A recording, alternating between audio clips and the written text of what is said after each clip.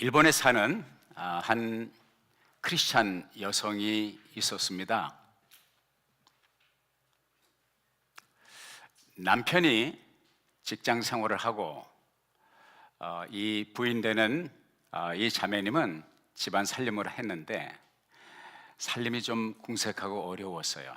경제적으로 어려워서 이대로 그냥 나가기는 힘들겠다. 그래서 이 자매님이 뭔가를 집안 살림을 위해서 조금이라도 경제적인 도움을 얻기 위해서 뭔가를 해야 되겠다. 또 믿음의 사람이니까 무엇을 결정하기 전에 하나님 앞에 기도합니다. 하나님, 우리 가정의 경제적인 형편을 아시는 주님, 내가 아내로서 이제 집안 살림을 했는데 너무나도 어렵기 때문에 제가 자그마한 일이라도 뭔가를 했으면 합니다. 하나님께서 지혜를 주시고 하나님의 뜻 안에서 그리고 이웃에게 도움이 되면서 섬기면서 경제적으로 도움이 될 수 있는 그런 길을 열어주세요. 이렇게 기도하고 그리고 나서 하나님의 주신 지혜를 따라서 조그만 가게, 자파점이죠. 우리말로 말하면 구멍가게를 열었습니다. 구멍가게를 열었는데 이 자매님은 본래 성품이 온화하고 또 친절하고 부침성이 있어서 처음에는 알려지지 않았지만 손님들에게 친절하게 하고 또 상냥하게 하니까 일본 사람들은 또 친절한 걸 좋아하잖아요. 손님들이 꾸역꾸역 모여들기 시작합니다. 이게 어느 정도 이 작은 가게 손님들이 많이 오냐면 주변의 가게들이 전부 손님이 줄어들고 이 가게, 이 자매님 가게로 손님들이 다 모여들게 됩니다.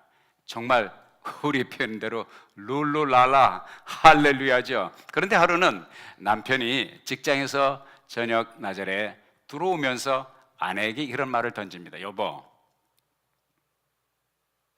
내가 오면서 보니까 주변 가게들이 너무 썰렁하고 손님들은 전부 우리 집 가게로 오는 것 같은데 이런 식으로 나가면 우리 동네 다른 가게들은 다 문을 닫겠어.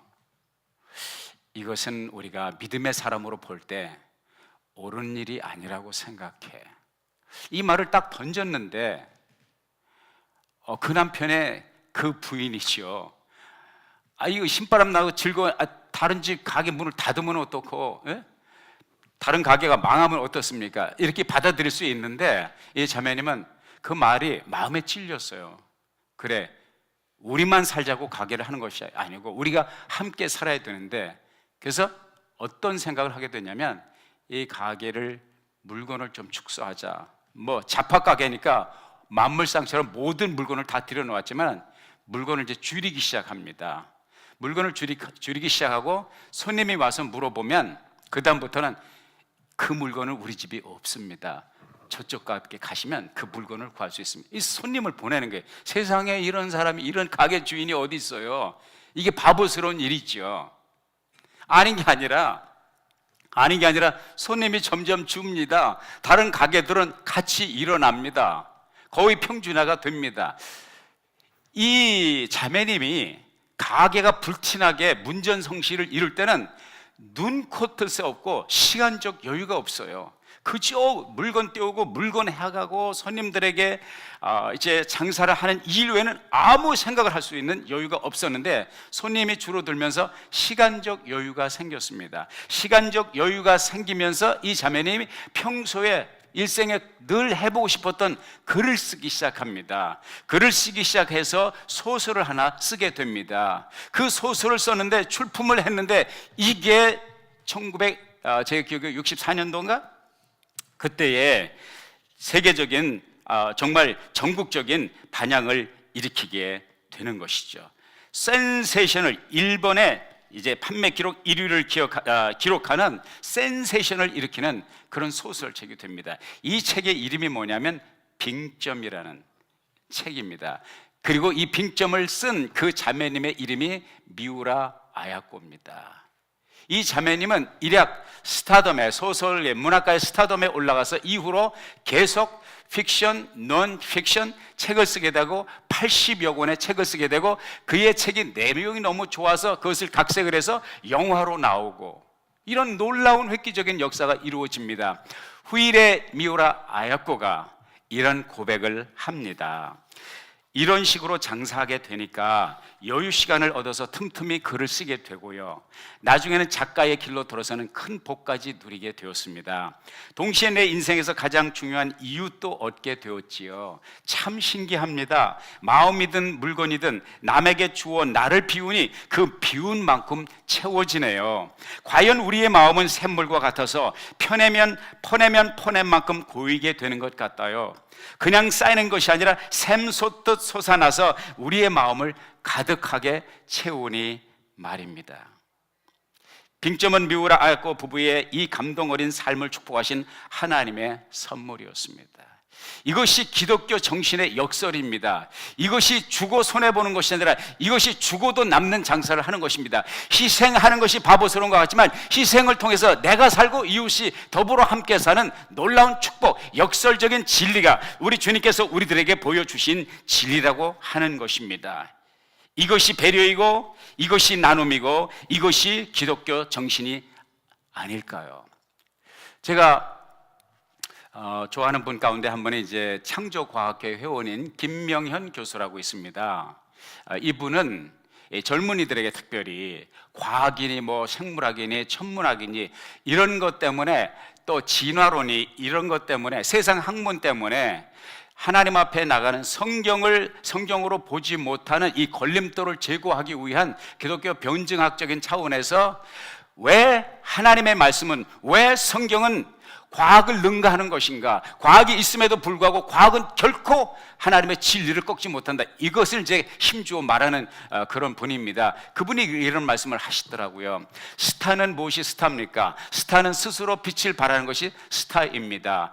지구도 달도 태양의 빛을 받아서 반사하지만 하늘에 있는 별은 스스로 스스로 빛을 발하기 때문에 발광체요. 그래서 스타입니다. 그러면서 무슨 얘기를 하냐면 우리가 흔히 사용하는 이 백열등이 빛을 낼 수 있는 것은 그 전구 속에 필라멘트라는 것이 있죠. 그 필라멘트에서 빛이 나오는 것입니다. 그 필라멘트가 어떻게 빛을 내냐면 전기 에너지를 받아요. 스위치를 올리면 그 화력발전소든 수력발전소든 원자 에너지는 전기를 받아요. 이 받을 때에 이 전기를 받아서 에너지가 올라갈 때는 빛을 못 낸다는 거예요. 에너지가 충만해서 그 충만한 에너지가 다운이 되면서 빛이 나온다는 거예요. 무슨 얘기냐면 모든 에너지는 본능적으로 어떤 성격을 가지고 있냐면 충만한 에너지 가운데서 충만한 에너지, 상승되는 에너지는 불안하게 생각하기 때문에 에너지를 낮춰야 된다는 것입니다.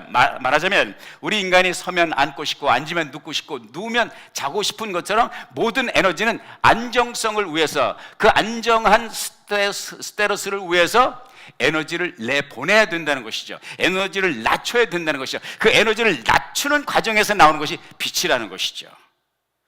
다시 말해서 이 전구가 우리들에게 보여주는 삶의 또 하나의 역설은 뭐냐? 빛은 언제 나는 것이냐? 자기를 채우는 데서 나는 것이 아니라 자기를 비우는 데서 나타난다는 것이죠. 이것이 우리 주님께서 우리들에게 보여주신 기독교의 역설입니다. 우리의 삶이 빛이 나는 것은 끌어잡는 데서 오는 것이 아니라 내보내는 데서, 마치 갈릴리 호수가 물을 헬몬산에서 내려오는 시작되는 그 물을 받아 보관할 뿐만 아니라 이 요단강을 통해서 물을 내보낼 때에 갈릴리 호수가 생명이 서식하는 것처럼 사해는 요단강 물줄기를 통해서 물을 받지만은 아무데도 내보내지 않기 때문에 그 바다가 죽음의 바다, 그 바다가 염해, 그 바다가 데드시, 죽음의 바다가 된다고 하는 사실인 것입니다. 그러면서 무슨 말씀을 하셨냐면 두 가지 얘기를 해서 인간이 이 세상을 살아가면서 두 가지 행위를 한다는 거예요. 하나는 사랑하는 행위를 하고 하나는 좋아하는 것을 한다는 것이죠. 어떤 사람은 사랑하는 것을 하고 어떤 사람은 좋아서 하고. 그런데 놀라운 재미있는 영적인 인사이트는 뭐냐면 성숙한 사람은 사랑하기 때문에 한다는 거예요. 미숙한 사람은 좋아하기 때문에 한다는 것이죠. 어린아이가 아장아장 걷는 어린아이, 아니면 누워서 저질빠는 어린아이가 사랑하기 때문에 합니까? 아니죠. 지가 좋아서 하죠. 지가 좋은 건 합니다. 지가 좋은 것을 하지 못할 때 울어 제낍니다. 그러나 그 자녀에게 우유를 먹이고 젖을 물리는 어머니는 왜 합니까? 좋아서 합니까? 좋아서 할 수 있죠. 그러나 그보다 자식을 사랑하기 때문에 하는 것이죠. 여기서 우리가 우리의 삶의 행동 반경에서 우리의 삶에서 드러나는 모든 액션은 둘로 구분된다. 하나는 사랑하기 때문에 하는 행위가 있고 또 하나는 좋아하기 때문에 하는 행위가 있다. 성숙한 사람은 사랑의 행위를 하고 미숙한 사람은 좋아하는 행위를 한다는 것이죠. 사랑은 무엇이냐? 자기 중심이 아닙니다. 사랑을 받는 사람 중심입니다. 좋아해서 하는 것은 무엇입니까?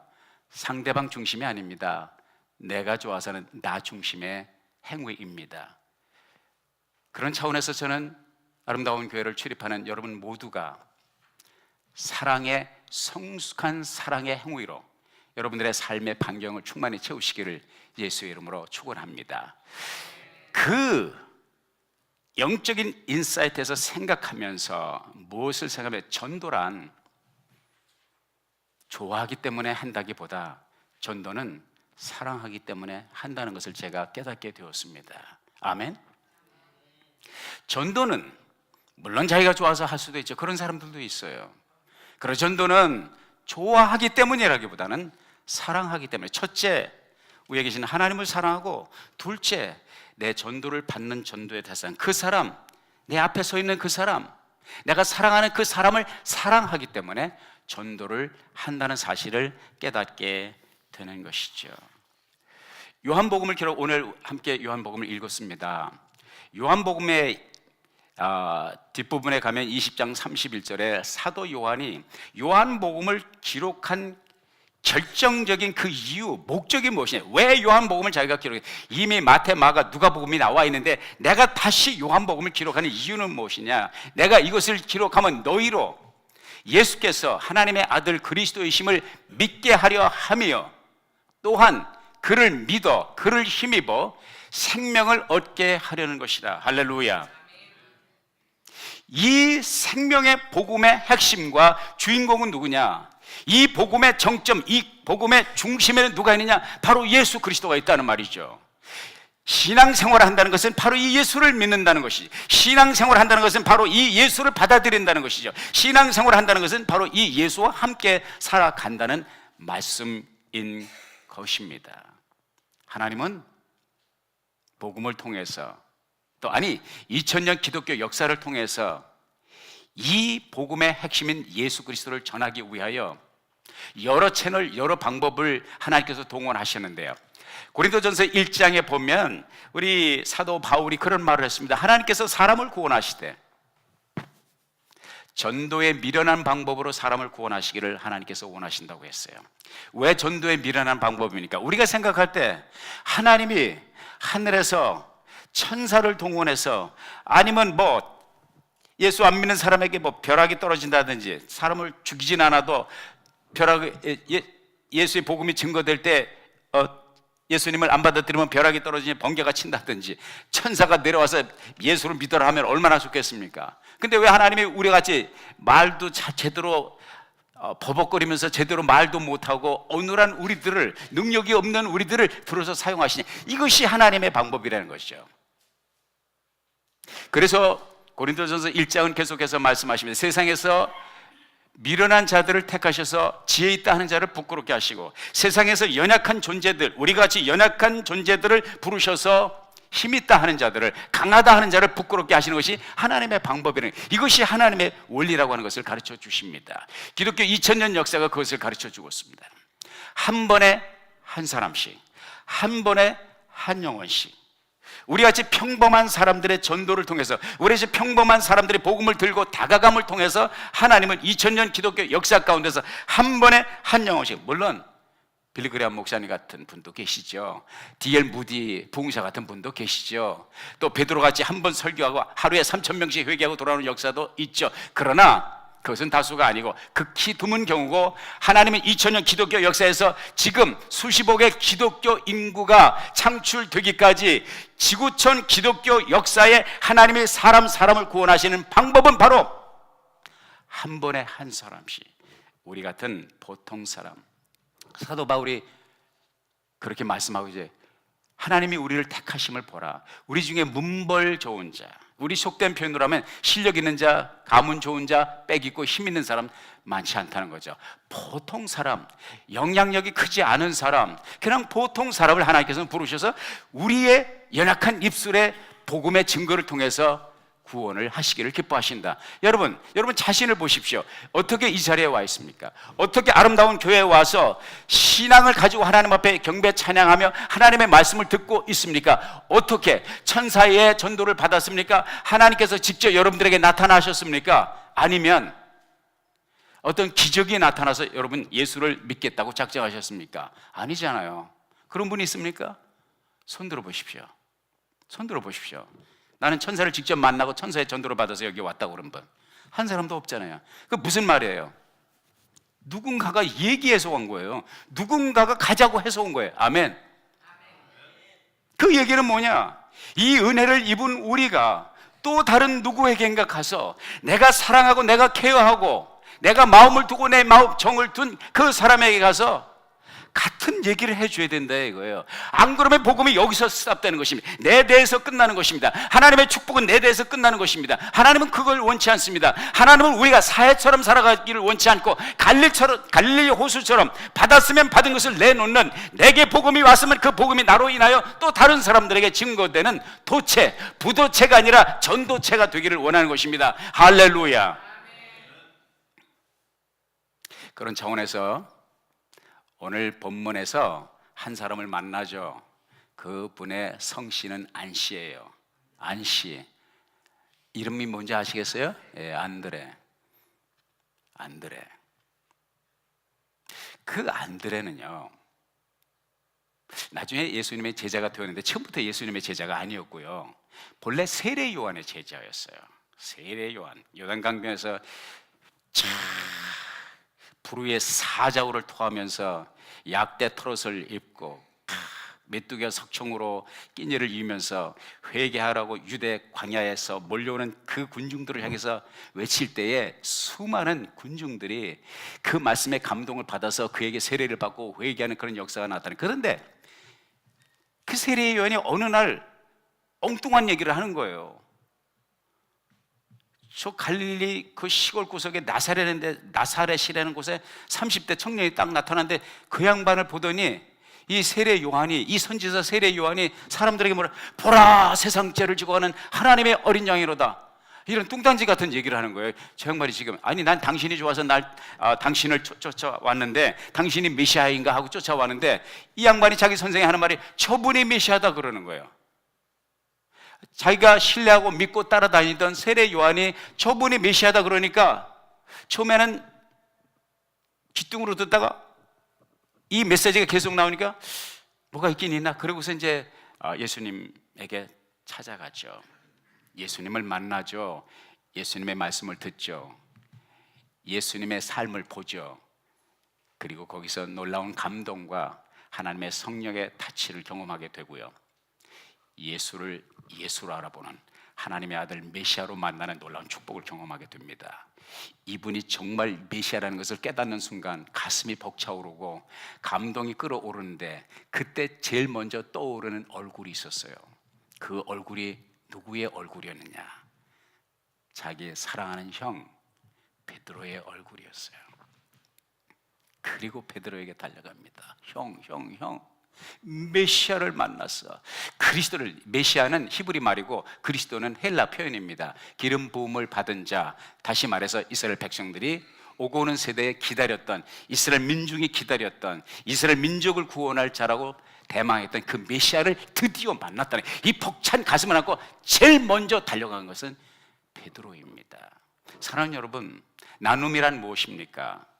배려란 무엇입니까? 내가 가지고 있는 것이 소중하다 느꼈으면 그 소중한 것을 함께 나누고 싶을 그 떠오르는 얼굴, 그 떠오르는 석자 이름이 있죠. 이것이 나눔입니다. 우리가 예수를 만나고 예수의 감동을 받고 구원의 감격 속에 있을 때 떠오르는 얼굴이 있게 돼 있어요. 왜냐하면 혼자 이 세상에 사는 것이 아니고 어울려져서 사회적 동물로 살아가는, 너와 내가 만나서 서로 기대어 살아가는 인생의 여정에서 희로애락을 함께 나누는 그 사람의 얼굴이 떠오르게 되었어요. 그래서 제가 이번에 4월 21일 부활주일에 이웃 초청 잔치를 준비하고 떠오르는 그 사람을 찾아가서 사랑을 전하고 사랑의 훈김을 주고 이 아름다운 제단에 한번 같이 가지 않겠느냐. 그것이 바로 안드레가 베드로에게 가서 한, 형, 내가 알기는 이분이 메시아야. 예수라고 하는 이분이 메시아야. 그런데요, 이거 한 가지 아셔야 돼요. 전도를 하라고 그럴 때 많은 분들이, 목사님, 나는 목사님처럼 설교를 할 수도 없고 언변이 탁월하지도 않고 D.L. 무디처럼 또 아니면은 빌리그램 박사님처럼 말씀을 그렇게 전하지도 못하고요, 머리도 한계가 있고요, 또 말도 어눌하고요, 지식이 짧아서 나는 그 사람들을 설득하지 못해요. 그런데 걱정하지 마세요. 안드레는요, 베드로에게 찾아가서 구구절절히 예수가 왜 메시아인 걸 설명하지 않았습니다. 3단 논법, 전도 폭발하지 않았어요. 그냥 자기가 느끼고 자기가 보고 자기가 들은 대로 얘기하고, 한번 가볼래? 한번 가보자, 이거였습니다. 여러분, 전도는 언변이 좋아서 하는 것이 아닙니다. 하나만 있으면 됩니다. 사랑만 있으면 돼요. 아멘. 예. 첫째, 주님을 사랑하고, 둘째, 내가 찾아 만나는 그 사람을 사랑하고 그 사람을 케어한다면 안 갈 수가 없는 것입니다. 내가 가진 것이 좋은데 내가 사랑하는 사람에게 나누고 싶은데 이건 자연스러운 귀결입니다. 그것이 느껴지지 않는다면, 그 좋은 것을 소유하고도, 그 좋은 복음을 가지고도, 그 큰 은혜를 경험하고도 아무도 떠오르는 인물이 없다면, 그런 분들에겐 저는 이런 질문을 던지게, 왜 살아요? 왜 살아? 왜 살아? 사랑의 대상이 없는 삶을, 혼자 천상천하 유아 독전처럼 살아가는 삶을 왜 살아가냐고요. 그건 농담이고요. 우리 모두에게는 사랑하고 관심을 갖고 케어하는 사람이 있습니다. 저와 여러분이 가지고 있는 이 복음, 안드레는 그냥 자기가 들은 거, 본 거, 그리고 자기가 느낀 걸 베드로에게 얘기했어요. 베드로가 그 말을 듣고 예수에게 찾아가죠. 베드로가 나중에 뭐가 됐어요? 사도 베드로가 됐어요. 엄청난 기독교 역사에 있어서 엄청난 초대교회, 그가 한 번 사자후를 토할 때, 그가 한 번 메시지를 전할 때 3,000명의 하루에 돌아오는 이 엄청난 역동적인 역사가, 제가 고등학교 때 하나님의 은혜를 경험하고 하나님의 말씀을 사모하고 천국을 소망하면서 제일 먼저 한 것이 뭐냐면 우리 가족을 돌아보게 되더라고요. 왜? 팔이 안으로 굽는다고. 가족을 사랑하니까. 저는 3대째 신앙생활을, 저희 조모님이 신앙생활을 했고요, 어머님, 그리고 저의 이렇게 3대째 신앙생활을 하게 되는데, 그럼에도 불구하고 가문적으로 보면, 집안 전체를 보면 아직 불구였어요. 완전히 모두 인과 기도된 온 가족이 예수 믿는 것이 아니었어요. 우리 아버지 예수 안 믿으셨어요. 그리고 형님 예수 안 믿으셨어요. 우리 형수님 예수 안 믿으셨어요. 조카들은 저를 따라서 교회 다녔습니다. 제일 먼저 나오는 기도가 뭐니? 우리 아버지 구원하여 주옵소서. 할렐루야. 천국을 혼자 가면 안 되잖아요. 아버지도 같이 가야 되잖아요. 우리 형님 예수 믿게 하소서. 왜? 형님은 엉뚱한 데로 가고 나만 혼자 천국에 갈 수 없잖아요. 형수님 마찬가지. 그리고 제가 같이 살던 조카 셋이 있는데, 아들 둘, 딸 하나. 은철, 은성, 은미. 그 장조카가 누구냐면 이은철.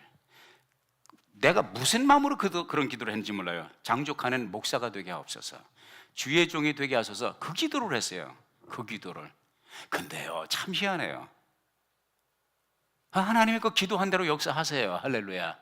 참 희한해. 기도하면 이런 일들이 생겨요. 할렐루야. 아멘. 우리 형님도 신앙생활해. 집사님이 돼. 우리 형수님도 신앙생활해. 권사님이 돼.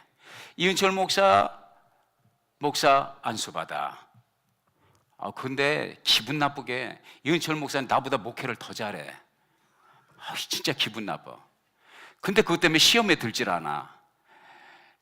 나도 이은철 목사처럼 목회를 잘했으면 좋겠다. 근데 그게 기분 나쁘잖아. 너무 좋아, 너무 행복해. 이은철 목사 우리 교회 벌써 2번인가 3번 왔잖아요.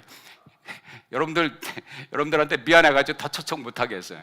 어떻게 집안 식구끼리 다 해먹으라 그럴 것 같아서. 목회를 저희 캔사스에서 하는데 아주 캔사스에서 진짜 목회를 뻑적지근하게 해요. 은사도 나보다 더 많아. 그런데 그게 감사해요. 왜? 나는 지금도 그를 위해서 기도하거든요. 할렐루야. 그를 위해서 주여 하나님께서 기름 부음은 그치지 않게 하시고 크게 그 지경을 넓혀주시고 그 기도하니까 잘하면 잘할수록 할렐루야 내 기도 응답 받은 것이니까. 안드레가 형 베드로를 전도를 했는데 형이 안드레보다 훨씬 더 크잖아. 더 사역이 확장됐잖아요. 하루에 3,000명. 안드레는 이런 거 못했어요. 베드로처럼 설교 못했어요. 3,000명씩 돌아오는 설교 한 적이 없어요. 그래도 안드레는 행복한 거예요. 왜? 형을 위해서 기도했고 형을 주님 앞에 인도했기 때문에. 이것이 안드레의 스타일이에요. 한 가지 더 안드레의 스타일을 보게 되는 그 맥락이 있는데 요한복음 6장에 보면 오병이의 기적의 역사를 알죠. 보리떡 2개가 아니고 보리떡 5개, 물고기 2마리를 가지고 3,000명, 5,000명. 그러니까 전쟁에 나갈 수 있는 남성 성인만, 전쟁에 나갈 수 있는 칼을 잡고 창을 잡을 수 있는 그 사람만 5,000명이니까 나머지 다 하면 뭐 15,000명, 2만 명 될 수도 있죠. 애들, 노약자까지 다 따진다면. 이 물고기 2마리, 보리떡 5개를 가지고 주님의 놀라운 기적의 역사가 일어나서 그 많은 사람들이 먹고 배불리 그리고 12광주를 거두는 그런 기적이 나타나는데 그 기적의 시발점이 어디냐면 안드레예요. 예수님께서 너희가 먹을 것을 나눠주라. 아무도 우리는 없습니다. 그런데 한 사람 안드레가 눈을 뜨고 찾은 거예요. 그래서 누구를 만나냐? 어린아이 하나, 소년 하나를 만나. 그 소년이 엄마가 싸준 도시락을 가지고 거예요. 도시락을 가져왔는데 그 도시락 속에 뭐였냐면 물고기 2마리, 보리떡 5개가 있는 거예요. 그 소년을 예수님 앞으로 인도한 사람이 누구냐? 안드레란 말이에요.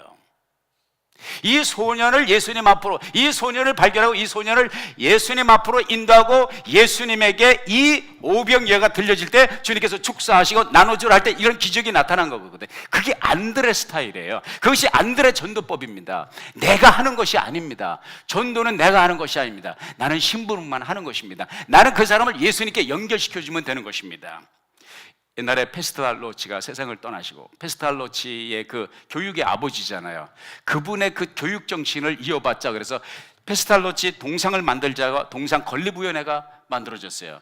페스탈로치의 이 동상을 어떤 포즈로 만들어야 되느냐 여러 가지 의견이 나오는데 그 중에 하나가 어떠냐면 페스탈로치는 어린아이들을 좋아하고 어린아이들을 보면 항상 허그하고 안아줄 준비를 하고 팔을 벌리고 있었으니 이러한 포즈로 페스탈로치의 동상을 만들자.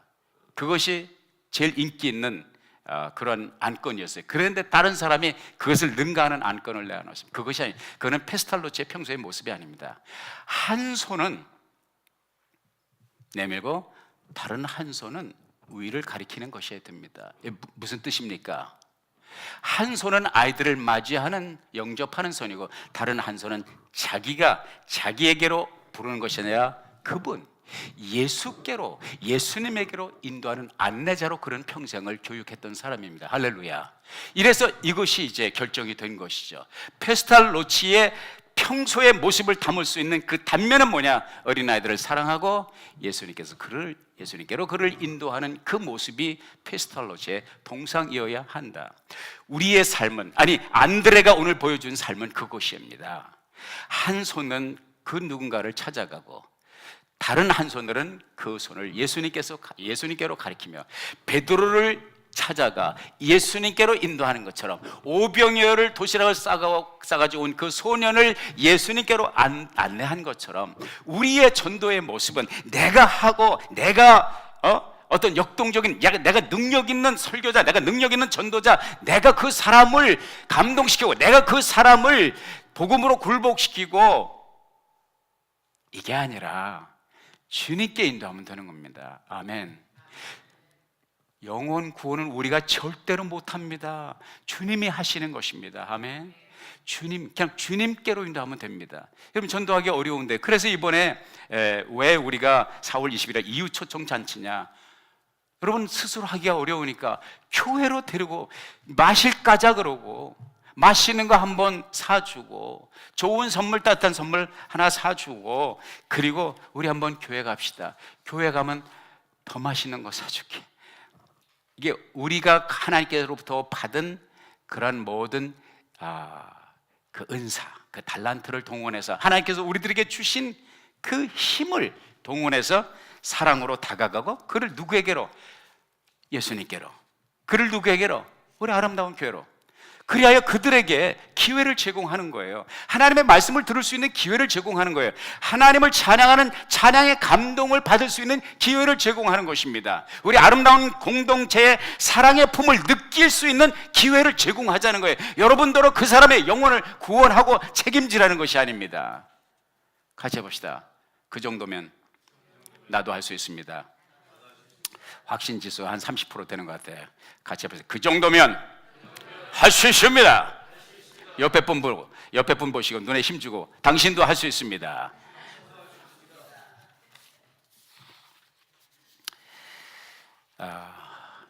그 중국에서 있었던 일인데, 산동성 출신의 군인들이 상해에 가서 근무를 한 적이 있었대요.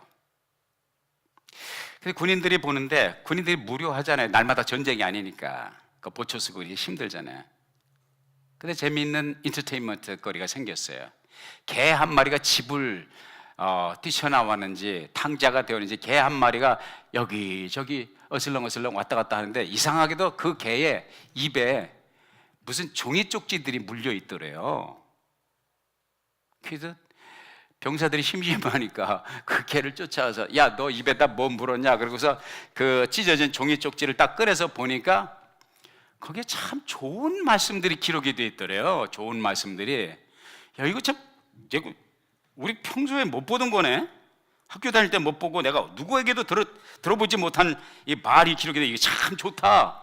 그래서 그 개를 따라갔대요. 개를 따라가지고, 왜냐면 일부가 쪽지가 찢어져 나왔으니까 이런 책은 제대로 보면 좋겠다. 그래서 쫓아갔는데, 그 개가 어디로 가냐면은 인근에 있는 기독병원에 들어갔대요. 기독병원에 들어가가지고 거기 이제 어쩐 일이십니까? 하고서 이제 스텝진이 나와서 보는데, 그거 다 예수 믿는 사람들이죠. 그래서 우리가 이 개 입에서 이 종이 쪽지를 꺼내는데 이 내용이 굉장히 좋은데 못 들어보고 못 보던 건데 이런 책을 구할 수 있습니까? 그 자매님이 딱 보니까 성경에 찢어진 페이지더래요. 성경에 찢어진 페이지야. 그러면요, 구할 수 있죠. 우리 병원에도 있습니다. 그래서 이제 그 성경책을 주고, 나중에 이 소문이 누구에게 돌렸냐면은 선교사들에게 들려줬어요. 고포드 박사님하고 중국 선교사 한 분이 바로 그 군대에 이제 간 거예요. 그 군대에 가서 복음을 전하고 그날 2,000명이 예수를 믿는 역사가 일어났다는 거예요. 할렐루야. 하나님의 전도의 방법은 이렇게 역사합니다.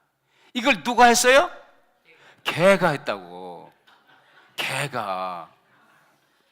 개도 전도를 해요. 개도 전도를 한다고. 옆에 분에게 한번 해봅시다. 개도 합니다. 개가 찢어진 성경 물고 다니다가 전도가 됐는데, 우리 못할 게 뭐 있어요? 개도 하는데. 개보다는 나아야 되지 않습니까? 여러분, 내가 하는 게 아니에요. 같이 해봅시다. 주님이 하십니다. 한 번 더. 주님이 하십니다. 다시 한번 기도합시다. 주여, 나를 들어 써주시옵소서.